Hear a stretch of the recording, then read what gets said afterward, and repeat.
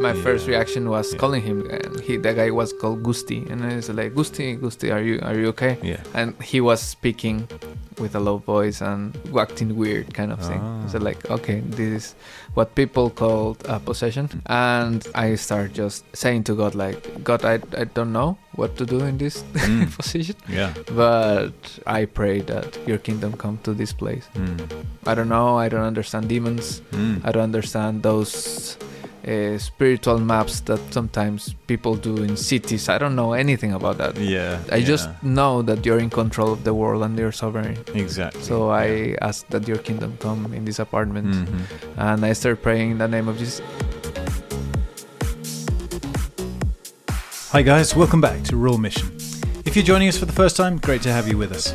In this podcast, we want to take you on a journey into places and communities around the world where the good news of Jesus is not known.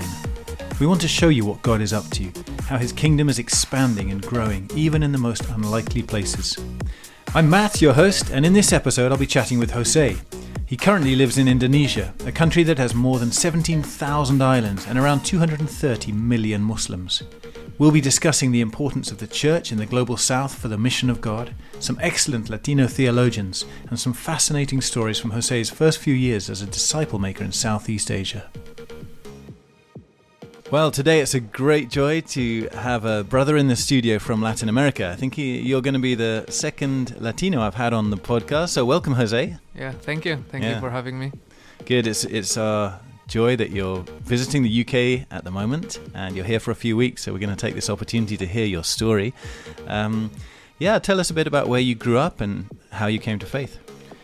Well, I was born in a small country in Central America. I grew up there. Like my parents, my grandparents, nobody ever thought about going to another continent, another country even. And so we didn't have like that DNA of traveling even. We didn't do like trips to exotic places as well. We didn't. So I was typical in that sense. Yeah. And was it a Christian family that you grew up in? Yeah, Catholic. My mom decided to change from Catholic church to evangelical church when I was 7. And my dad follows as well. Okay. And did you start to follow Jesus through your teenage years, or was it later on that you came to faith? Yeah, I came to faith when I was 19. Yeah, for some reason I didn't understand the gospel until I was 19. It was a small group I attended. It was this pastor, he was a theologian as well. He explained me the gospel, and he didn't separate the gospel from missions. Ah, interesting. For him, the gospel was a mission in itself of God coming to earth. Yeah. From changing one culture to another. Yeah. So since I was 19, at the same time I came to faith, I start catching the idea of missions because the gospel is a mission in itself. Ah, that's so good. Yes, that's right. This is all about God's mission, not our mission. Yeah, he came to seek and save the lost, and that's what we're about now. We're just continuing the heart of God, the mission of God. That's really interesting. And a good reminder for us in our churches, just because our kids or our young people are growing up in church, they may not have ever had that opportunity to be invited to follow Jesus or to understand just the heart of the gospel. And then what happened next? Yeah, after that, I was very keen going to the field. And since that I came to faith in February 2013, maybe in March, I was already thinking about going to the field. Wow. What did that mean to you? I mean, this idea of going overseas, did you know about unreached peoples early on? Yeah, I didn't know before that.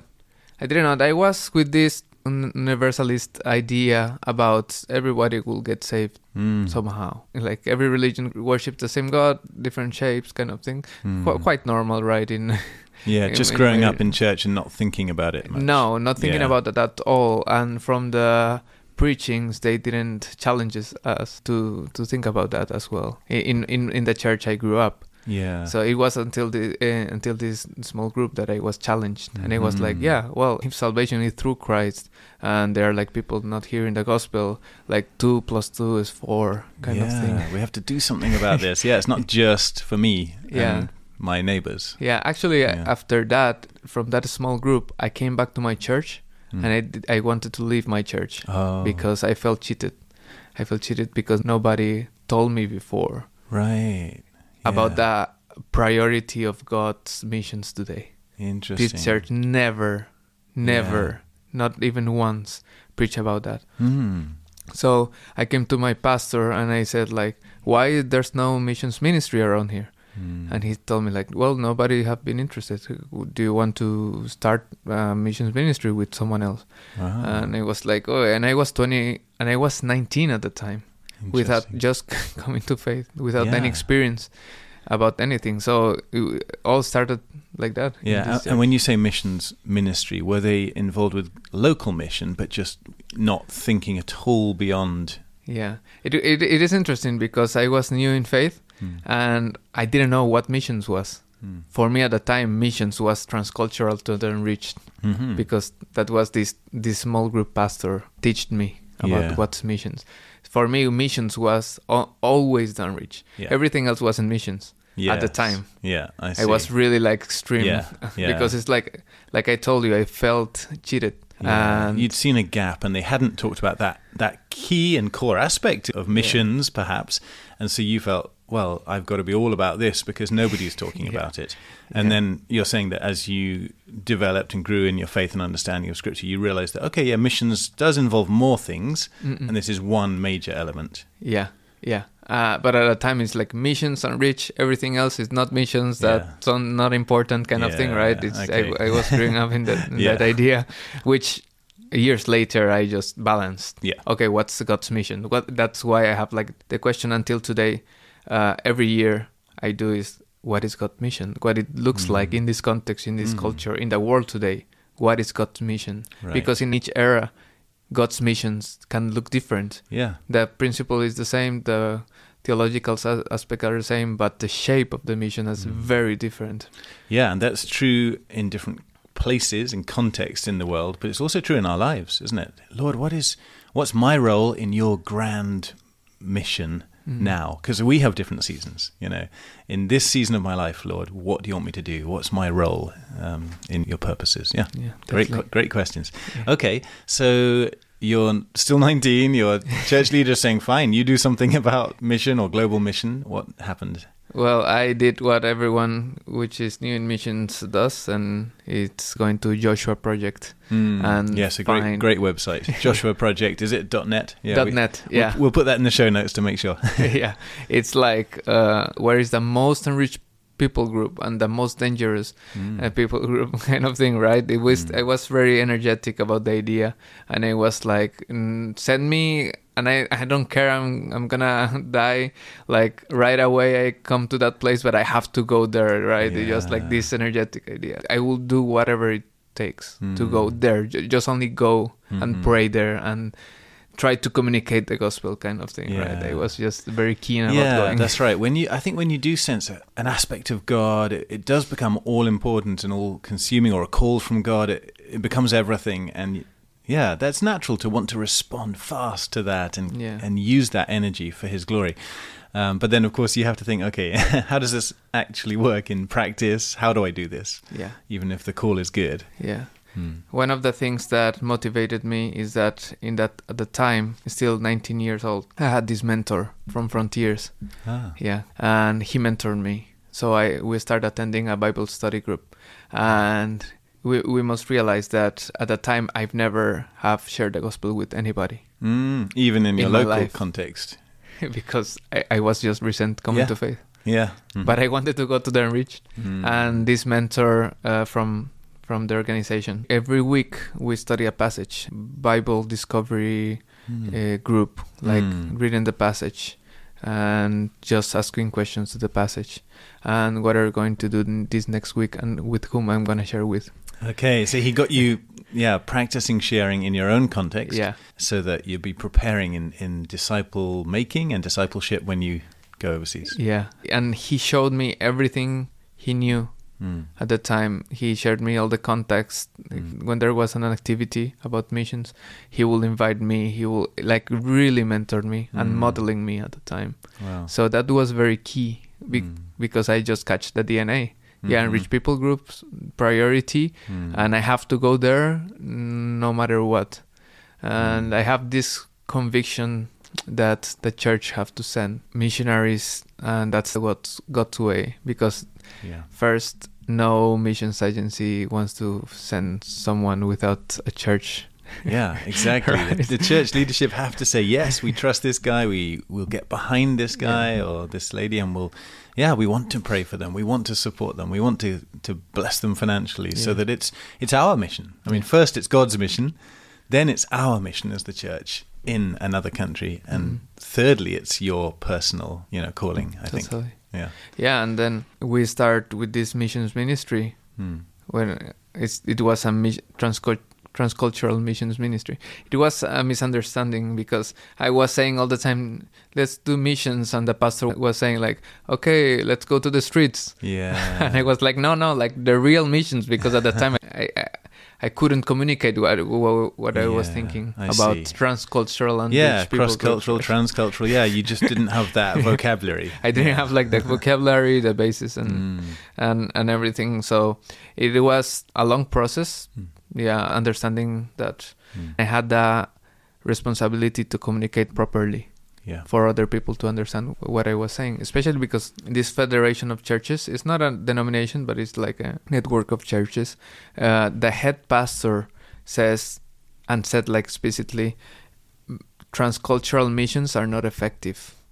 So this network of churches only plant churches in Latin America. I see. So from 20 churches at the time, my church was like the only one, or me pushing them was the idea about sending a guy long term in an unreached people group. Wow. So it was. Is that typical in your home country of other denominations, other churches? Do they have a sense that this is our commission, our great commission to go to the ends of the earth? Yeah, well, it's pretty normal in Latin America, especially because we're a receiving country. We are used to see foreigners all the time, especially Americans, because it's closer. And we were just used to it, and nobody really understood why there were so many missionaries coming, and at a point that people say why just receiving more kind of thing. I still ask the same question. Why do we keep sending people to Latin America? The church is stronger there than in the UK. Surely there are other places we should go. That's a sense when you don't know about a lot about missions and the areas of missions, right? There were Americans coming for biblical training or theological training, teaching kind of thing. But when you don't know anything about that, you're just why are so people coming here? Exactly. What is all this, right? Yeah. But and God's ways aren't our ways, and of course sometimes He will call someone from here to perhaps Kenya, where the church is very strong. But He has a role for different people, and sometimes He'll send Kenyans to the UK to bring the gospel here. And we don't understand all God's ways, but overall we know there are needy areas of the world where nobody is going, and we must be sending people. Yeah. I think Latin American churches are used to receiving but not sending. Okay. Latin America is definitely now have sending potential. Yeah, huge. If Latin America doesn't send, it's because they don't want. Yeah. They don't have that priority. Interesting. For sure. Yeah, it's not a lack of resources. It's not a lack of people. The church is growing and thriving. And we're seeing it in Frontiers, aren't we? So many sending bases now in Latin America over the last 10 years emerging, which is very exciting. Okay, so how, in your own personal story then, did you end up living in Indonesia? Oh, yeah. Well, I was with this Frontiers mentor, and he told me the minimum requirement for you to go for a short-term trip is to do this course called Perspectives. Yes, okay. Yeah, Perspectives on World Mission, a great course, Yes, and it was since day one, just I was amazed. So the final project was create a strategy to reach an unreached people group, or unengaged people group, I think it was. And it was this thing about, let's go to the internet again. What is the most unreached people group? Yeah. But I came across with Indonesia. It's the most populated Muslim country in the world. And it's 2 plus 2 is 4. They have 200 million Muslims in Indonesia. Wow. So I have to go there. I didn't ask a lot of questions. It was more logical. And I was doing some research, and there were 2 islands that called my attention because Indonesia is archipelago. Yeah, an archipelago. Yeah, Archipelago. Huge number of islands. Is it what? 17,000 islands? How many islands? 17,000. 17,000 But only islands. 6,000 are populated. Okay. Yeah. Still, that's a huge number. So there are Yeah. 5 big islands there. Okay. Sumatra and Sulawesi. And I was between those 2. And it starts growing my focus in Indonesia since I was, 20 already, 20 years old. And I asked my pastor from this church, would you send me? Kind of thing. Yeah. And they was like, yeah, let's go for it. My pastor didn't say no to anything. Okay. He didn't want conflicts, kind of Oh, thing, wow. right? That's useful. Yeah. And then just like we launched this, I call it exploration trip because I don't know why I was so convinced that I was going to live long term in Indonesia, even though I didn't been there before. Yeah. You'd never seen it, never set foot on the land, but you just knew somehow. Yeah. It was because this logical idea of they have less, so let's go kind of thing. Yeah. Okay. So you did a short-term trip when you were 21. What was that like? Just landing in Sumatra, was it? Yeah. It was in Java, in the island, Java Island, because there was a frontiers team in Java. I don't know why I knew so little about Indonesia. And it was very eye-opening because the situation is quite different as I imagine. There's this city, an unreached people group. Millions of people, one unreached people group. But there were a lot of churches in the city. So I was asking like, okay, so why I am here? Yeah. Kind of thing, right? And I started discovering that those churches belongs to other ethnic groups in Indonesia, but they're already Christians. Okay. And they were not doing a lot about reaching the people group of that city, that unreached people group. Yeah, I think it's quite common, isn't it, in Southeast Asia, several countries where there are some growing, thriving churches, but very much, one particular ethnic group, one background. Many would be Chinese background believers, and they have no heart for Muslim peoples. Yeah. There's another ethnic group in Indonesia that is Christian majority, and it's called Batak, and it's in North Sumatra. Okay. The story of this ethnic group is that there were 2 American missionaries, and they went, and the Batak were cannibals. So they ate those 2 missionaries. Wow. That's the story. Wow. Then this guy called Nomensen from Germany, missionary, came to the Batak, and all the ethnic group came to faith. Wow. So that's the story of this only ethnic group in Sumatra that is Christian. And so, is that probably 100 years ago, 200 years ago or something? Kind of, yeah. So the thing is that now the people group is Christian,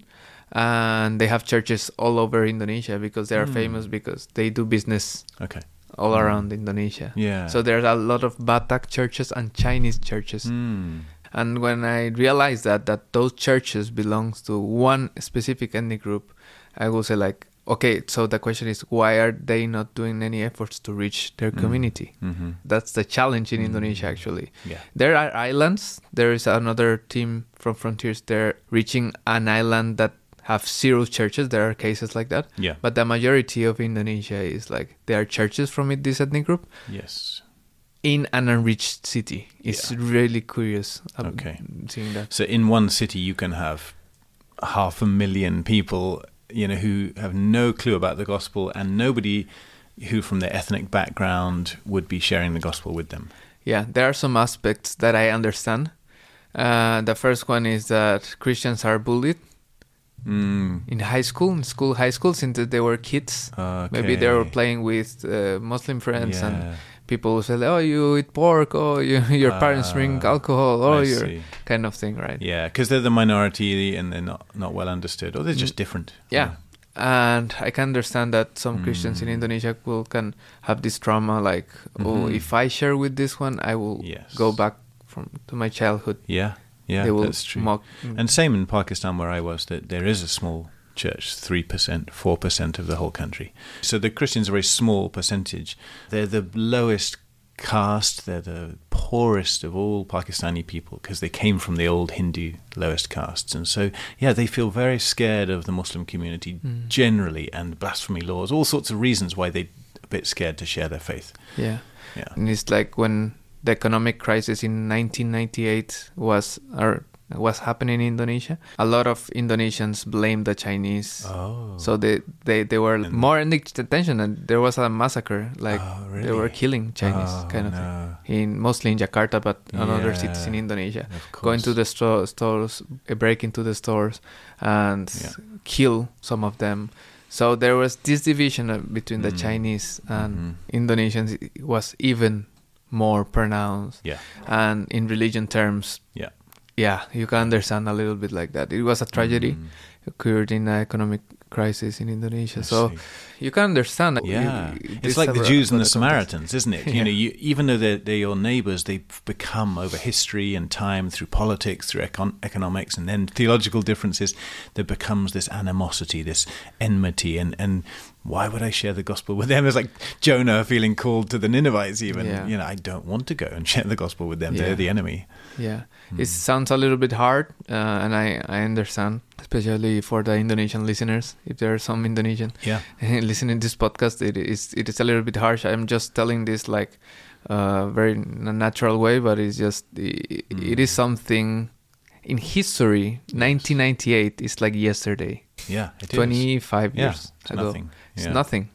So I think it's not about they not wanting to reach specifically. It's because, okay, we have to address this issue from the past and understand why I have to reach them. And even if I want to, how do I do that without causing a riot or causing major problems? There was a friend, he's Batak, and he was laughing. He is a missionary, local missionary, and he was sharing the gospel in 5 minutes kind of thing, right? And he ended his sentence like asking the person, do you want to receive Jesus Christ as your savior? And the guy responded like, oh, I have a friend that is Batak as well. So he didn't say like yes or no. He just like, oh, of course, you're Batak, you're Christian. Great. Like, just leave it there. Like, or maybe in his mind, why would I become Batak? I'm not Batak. As well. So there's this separation. I've been in Indonesia 4 years, so there are more people that know that 4 years in the field is like just newly born, right? There are like people having 25 years of experience. I understand that, so I'm just watching a little bit, and still figuring things out, observing. So did you find that when you did your short-term visit, and even now, did you find that a lot of the Frontiers teams are working closely with the church, the Batak church or the Chinese background church, to try and encourage them to reach their Muslim friends? I think that's the way right now in Indonesia.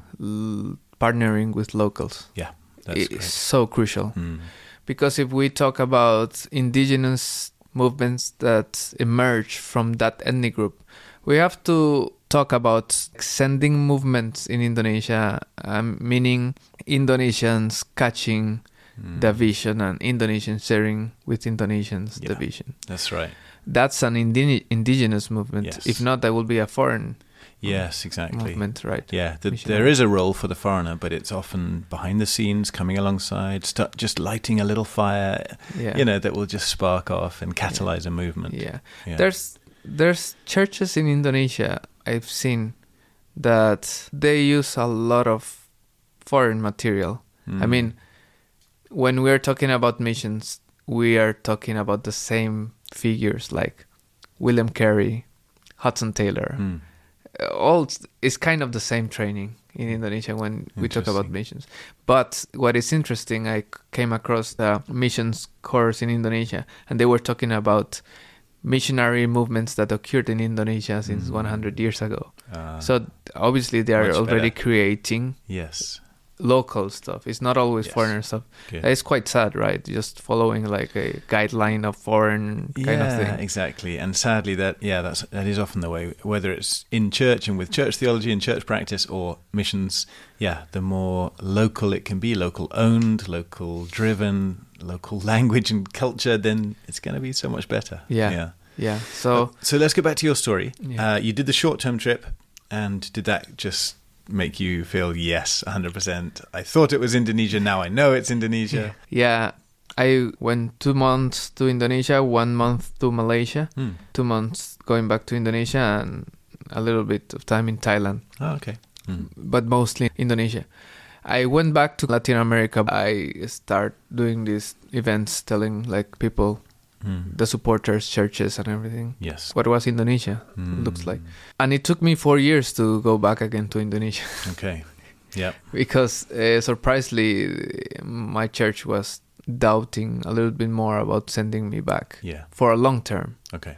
When we're talking in Latin America about sending, pastors and churches will think about monthly payment. Okay. Or they're worried salary. about that. Yeah. Well, I think in the South Global, yes, people can have the vision of the mission of God, but they will say like, no, financial, we are not okay financially. Okay. And I think we have to change that mindset, because there's always money for everything. That's right. Yeah.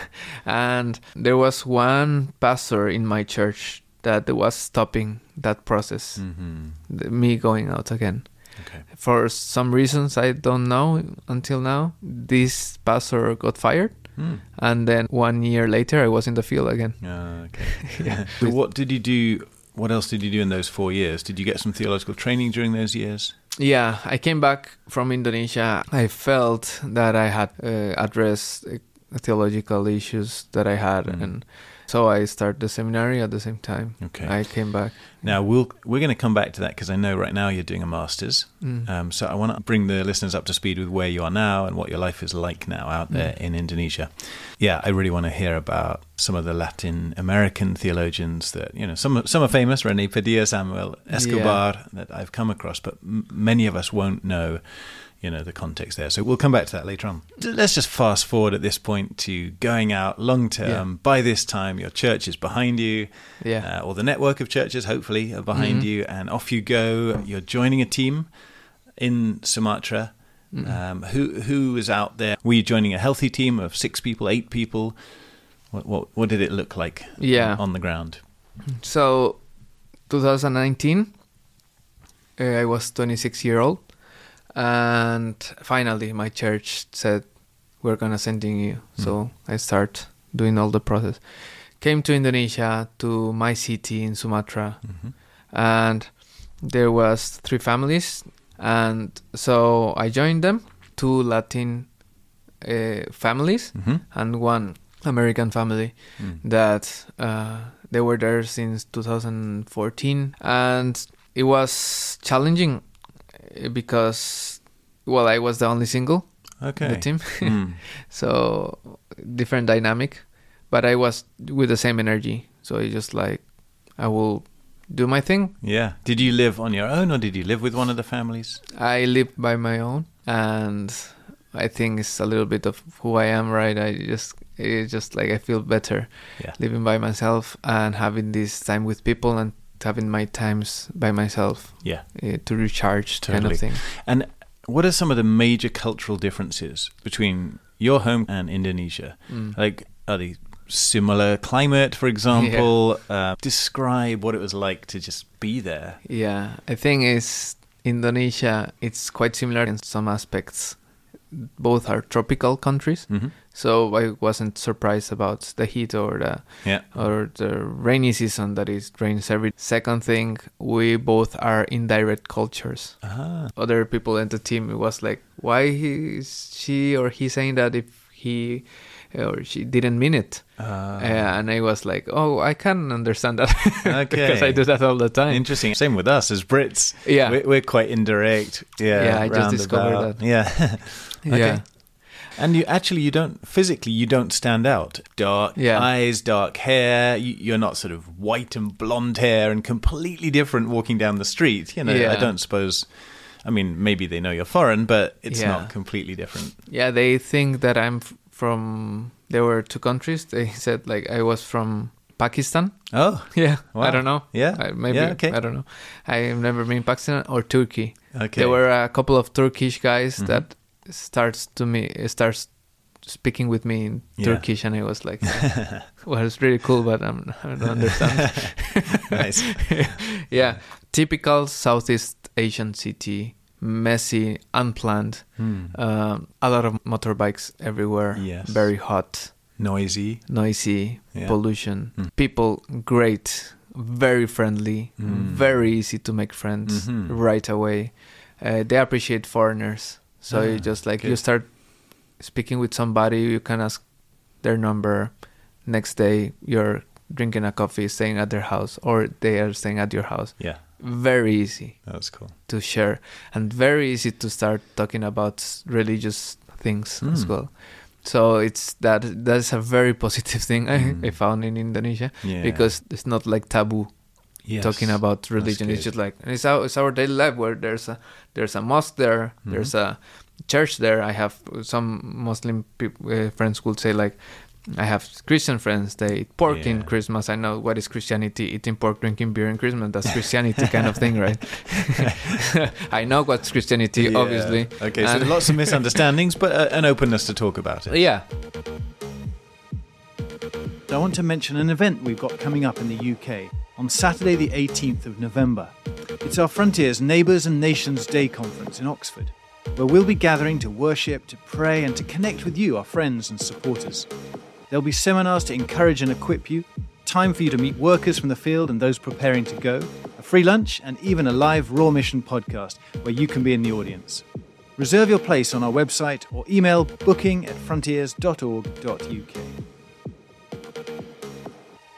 Yeah. Actually, in every Christmas, I think only 1 year I didn't do that.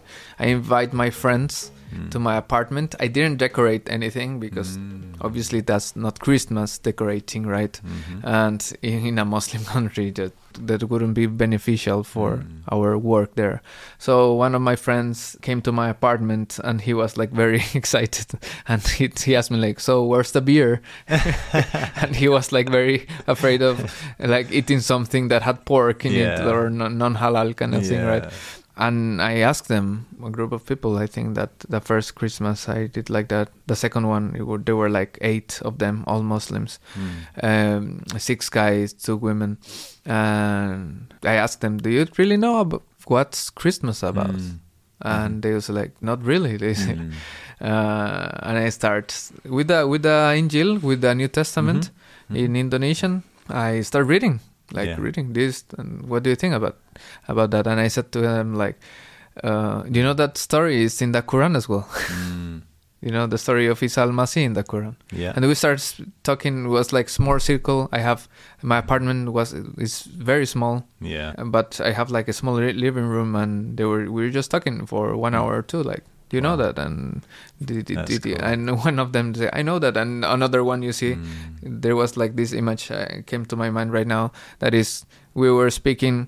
One is just like with this serious face, kind of angry a little bit. Other one very open, very very keen to ask more questions. Another one in my left will start taking the New Testament and reading it directly, kind of thing. On his own. Yeah. Just, wow. So I think cool. That's Indonesia. Yeah. Okay. That's Indonesia. What interests me about that story as well that you just shared is that there were 2 ladies there. Yeah. That would never happen in Pakistan, I don't think. Rarely, anyway. But were they married couples that came together then? No, actually, that's something characteristic in Indonesia. You can be friends with women. Okay. Not very close. Sure. But you can have conversations on the street. And even if there's... Usually groups of friends have men and women. Okay. And we together one table, and I've seen in television this old lady punching a military guy, young guy kind of thing. And I was like, what is this? And it was like I start to comprehend that Indonesia is not like the typical Middle Eastern country in those terms. With segregation. Yeah, with segregation. No, it's like one table, men and women. We share, we laugh together. Yeah. Women mocking guys, guys mocking women, kind of thing. It's very natural, kind of from the context I came from, which I have like female friends, male friends, and then we just in one group you just go out and hang out. Yeah, that's good. Yeah, I remember my wife saying, because she was in Aceh province, Indonesia, when we first met, she was working there, and she said, "Yeah, we ride motorbikes around the village." I was thinking, what?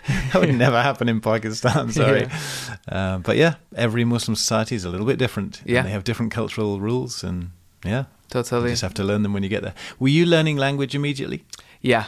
For day one, what I learned before coming to Indonesia, even the first time, is just learning the language. That was a non-negotiable. Yes. I won't speak in English because at that time my English wasn't good as well. Okay. So it's just like I don't know any English. And Indonesians usually they don't speak in English because they don't need it, right? Exactly. Yeah. And it was a Dutch colony. A Dutch colony, 350 years Dutch colony kind of thing. So that's an advantage to you actually. Yeah. They just go straight to Indonesian. No one's gonna speak Spanish with you. Yeah.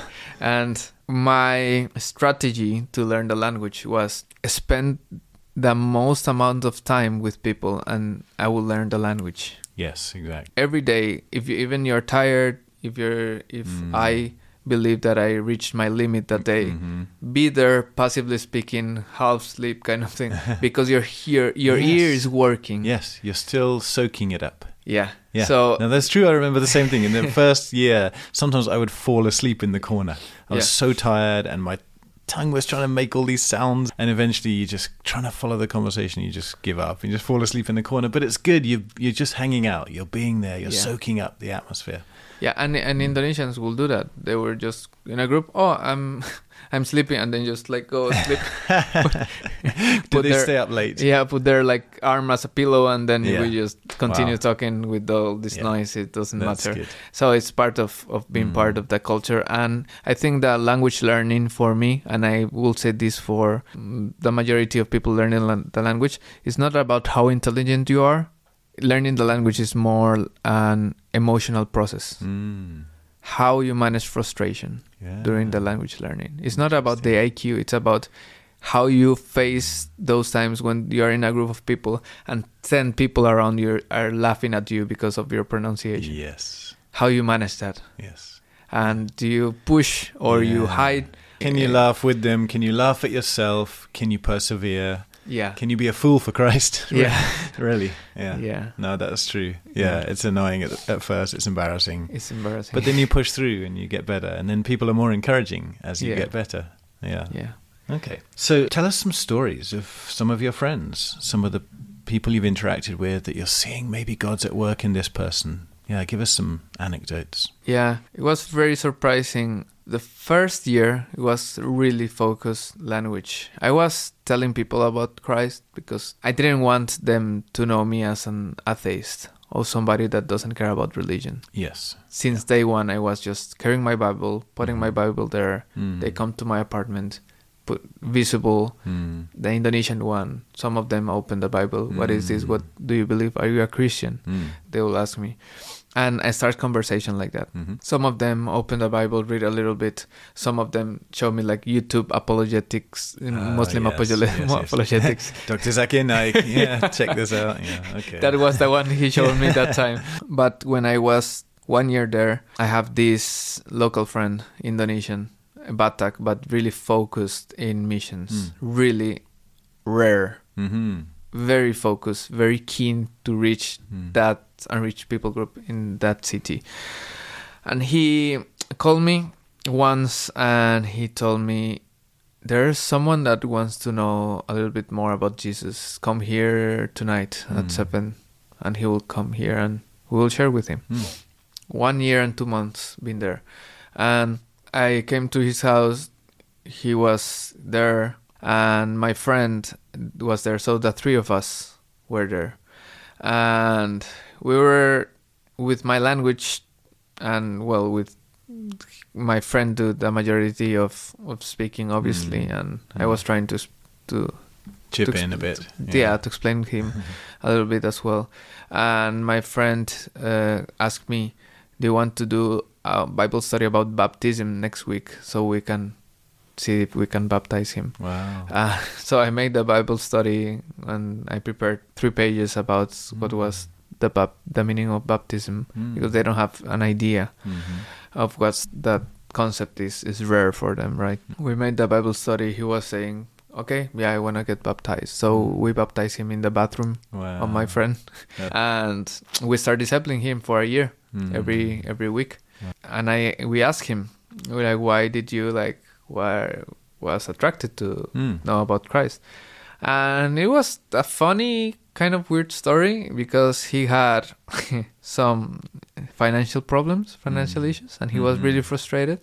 And he said once he was asking the Lord for guidance or God for guidance, and he said hallelujah kind of thing, because there was like that thing that he heard from the Christians. And after that he felt peace in his heart, kind of thing, right? Yeah. Just like, I don't know. Yeah.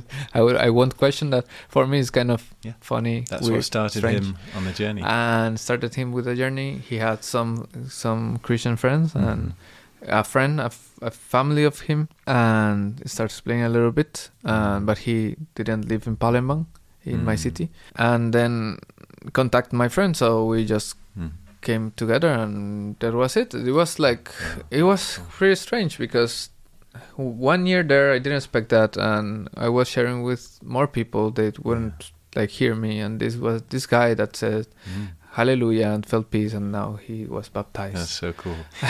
And I don't know, how did it go in terms of, did he feel any confidence to share what he was learning with other Muslims? Yeah, that was a requirement. Yeah. For sure, in every Bible study. Even he started sharing a lot, and he went to the hospitals, and he had a heart for the sick kind of thing, because he went to the hospitals and prayed for the patients.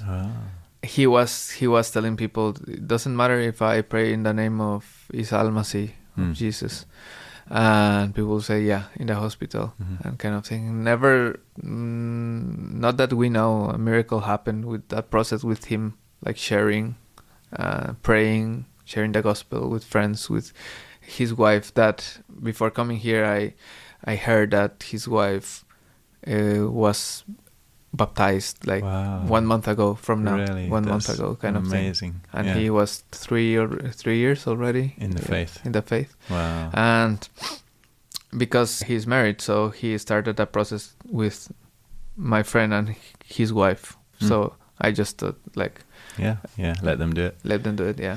So brilliant. Any other little stories that help us get an idea of your life out there with locals? Yeah. There's another story.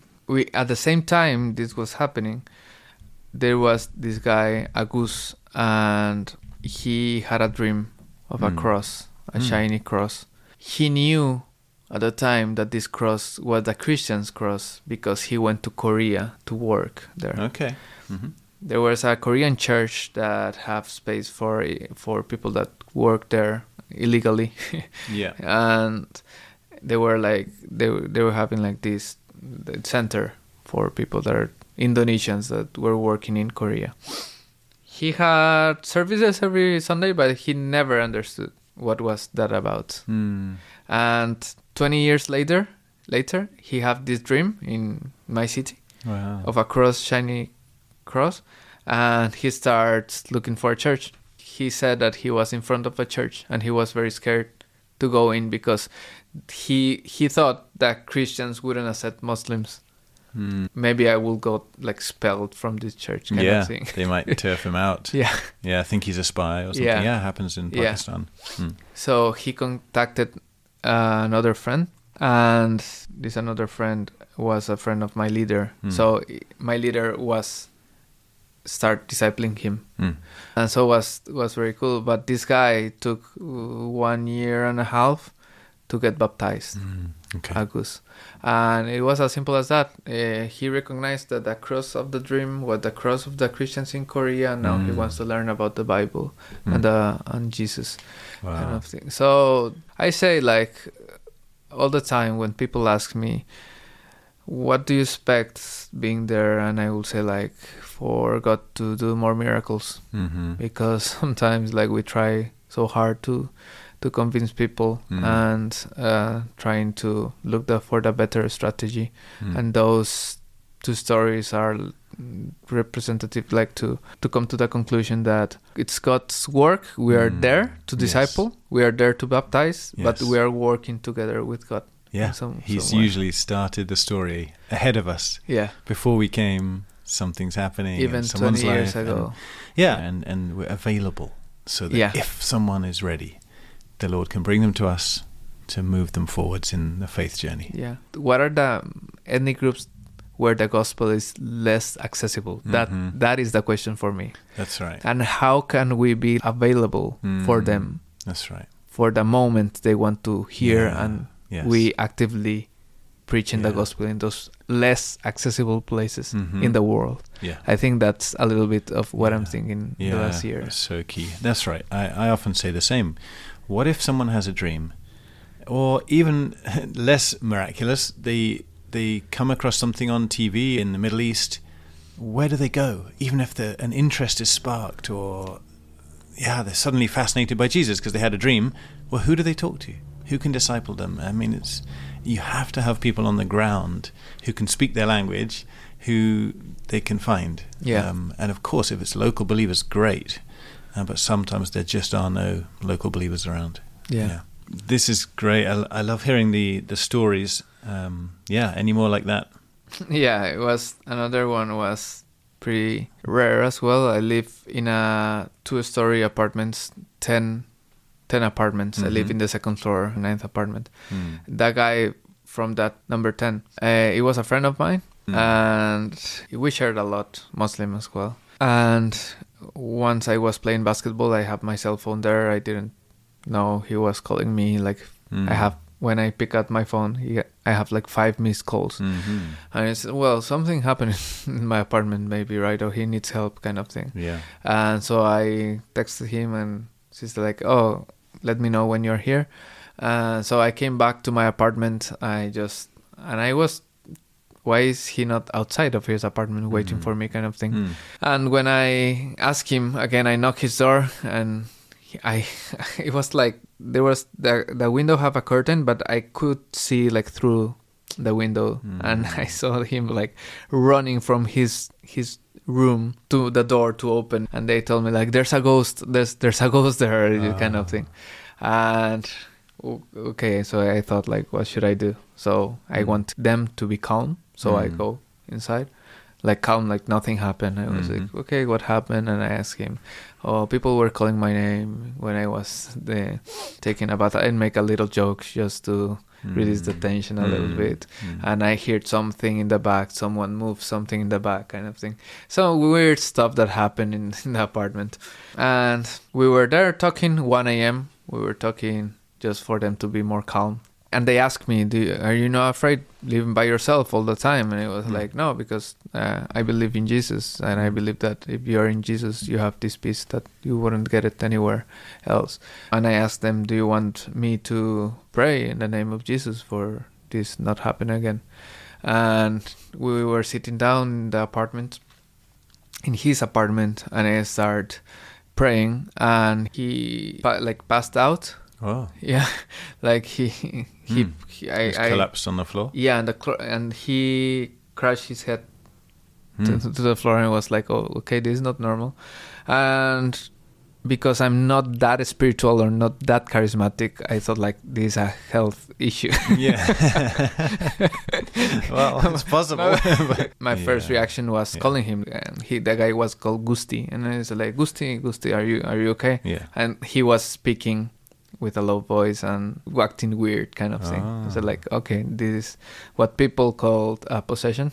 Yeah. I don't know what to do about it. Possession or some kind of evil spirit is speaking right now through him. Yeah. And then at the same time, there were people, some of his friends that he already called earlier arrived. And I started just saying to God, like, God, I don't know what to do in this position. Yeah. But I pray that your kingdom come to this place. I don't know. I don't understand demons. I don't understand those spiritual maps that sometimes people do in cities. I don't know anything about that. I just know that you're in control of the world and you're sovereign. Exactly. So I ask that your kingdom come in this apartment. And I started praying in the name of Jesus. I prayed in Indonesian. Because their friends came and her cousin was hearing. They were like looking like in the door like this outside the apartment. Like, what's happening? What's happening? And I'm saying 3. I remember like 3 heads like looking through the. They didn't want to come in as well because they were afraid. Interesting. My friend just fell asleep. Yeah, he fell asleep when you started praying for him. And I just was praying for peace to him and for his cousin as well, and in Indonesian. And they all, the 4 of them, attend to an Islamic university. And the Islamic State University from the country. So after that, and after he fell asleep, we were talking about Jesus all the time. And they were saying like, we can invite you to my university to talk about Jesus, kind of thing. It never happened, but it was like a good 1 hour talking about Jesus and what was his my power testimony over and Satan his power. And that's so good. After that happened, this friend, the next day I asked him, how do you feel? What was that? And he told me, I make some black magic in Islamic school in the past, and this occurs me every 3 months. Whoa. Kind of thing. It wasn't weird for him to be like possessed. And I shared with him freely about Jesus always, and then he moved because he was too scared to live there. And that is not unusual in Indonesia because it's very mystic culture. It's very about spirits, ghosts. Even the Christian world, people just like very afraid always. Interesting. It's just it's kind of a different context. I think that's really important because we need to be prepared to some degree before we go to these places. What is their worldview? What are their daily experiences? What are they worried about? Because if the needs that they have are based around the jinn or the evil spirits, then the good news to them is Jesus has power over Satan. And we know Jesus has power over sin and death and all sorts of things. But if that's their major issue, we need to start thinking about, okay, how can we prepare well ourselves biblically and ministry-wise to tackle some of these situations. It doesn't mean we become experts necessarily, but at least we must be aware this could happen. And this is how to present the good news. Totally. There was other encounters with friends, very close friends. They were called Jalu and Ilham. And with the first one, with Jalu, was very intense. Every time I met him, he was just opening the Bible together, kind of thing. Opening the Bible, discussing. And for a few times, and after one day, he just told me, like, I don't want to talk anymore about the Bible because my imam said that is corrupted. And that's it. Interesting. Because that's something in Indonesia that happens. The authority, obviously, they will respect more because they already have this revelation from God to be Muslims. I'm not a Muslim, so I haven't received this revelation of God. It's like Hidayah. So you haven't hope that Hidayah. Advice or insight, information. So there were two occasions with Jalu. Said it was very clear. My imam said the Bible is corrupted, so I don't want to discuss this anymore. He didn't even want to listen to why the Bible might not be corrupted. Oh, for sure, it's not. It wasn't the case because for them the Quran just came from the sky, like word per word. That's the word of Allah. In what was revealed to Muhammad, word per word. And you can't question that. How I can explain how the Bible have textual variants? That's for a Muslim mind, talking about old manuscripts and texts, that you don't even have the opportunity. They're all totally close to that. And whereas actually the revelation of the Quran is not so different. And there were different manuscripts and there were different variants and still are different variants, but they just have never been taught that and can't ask those questions easily. Because they won't believe you. Why they will believe me about the Khalifa Uthman burning all the Quran that's right. versions that he didn't like in the 4th century? Why I will believe that? Why should I listen to that? Why I will listen to that kind of thing, right? No, that's a good point. So it was with Jalu and with Ilham. The next day, say like, my imam said this, I don't want to discuss it anymore. So that's a barrier. Like that's why I always say like, God have to do a miracle. It's the Holy Spirit, like 100%. Because when I had this very interesting conversation that I just will think like he's going deeper and deeper, and the next day he will say like, I don't want this anymore. I don't want to discuss this anymore. So prayer from the sending churches, from the home countries, it's vital. It's really a teamwork. Yes. The missionary is only being a representative of 1,000 people that's from your sending home countries. Yeah. You're just like a representative. Yeah. For me, it's like that. Yeah. There's no other that's way. Really good. It is. It's a spiritual battle. And even if you think, oh yeah, I could have said this or I could have said that, if their heart is stopped and closed, then it doesn't matter what you say. Your arguments could be amazing. But if the mind is shut or the spirit is shut, that's it. So prayer is the only thing that can soften hearts, communities even. Wow, that's really good. Our time is running out, Jose. I do want to just ask you quickly about the MA. What are you studying right now? And I don't know, what encouragements can you give to a Western church audience, what the Latin American theologians are talking about, and what are you learning in that context? Yeah. What I've been observing in Latin American context is there's this apparent dichotomy between the salvation of the souls, that phrase is very common, not only in Latin America, but I think in evangelical circles in general. But in Latin America, they're like contraries. The salvation of the souls or community development projects. They're just like apart. Okay. I've been observing that. I've been observing in Latin America that people think that the mission of the church starts in the Great Commission. Like just like a new idea from God.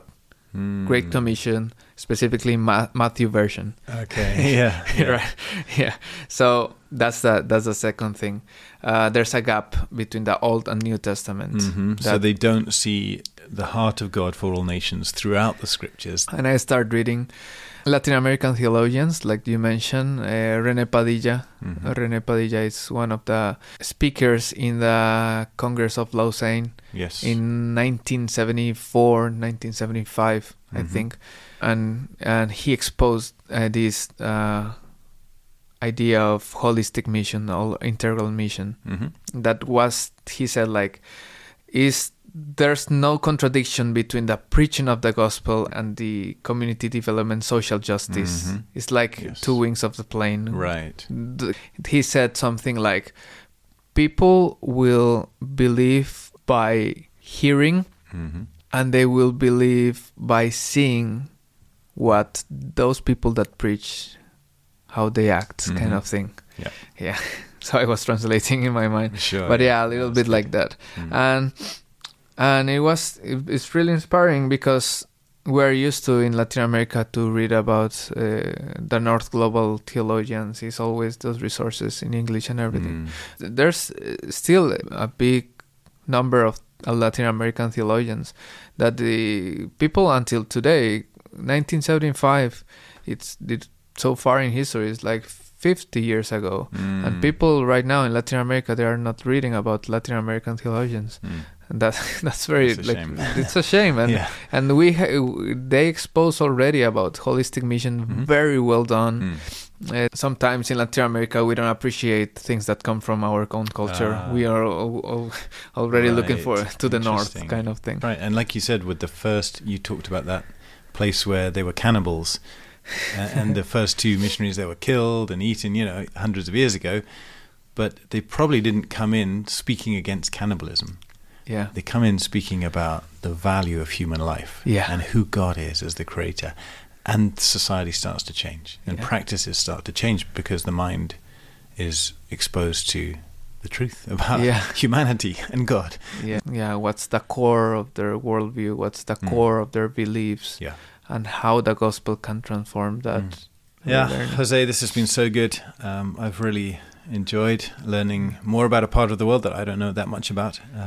And yeah, we just want to keep praying for more folks like you from the global church to go to places like Indonesia, where there are hundreds of millions of Muslims, many of whom will have no friend who's a follower of Jesus and nowhere to go to ask their questions. So thank you for sharing today, and God bless you as you your life has some exciting things coming up, I know, in the next few weeks and months. And as you return to Indonesia, we'll be praying for you. Yeah, thank you.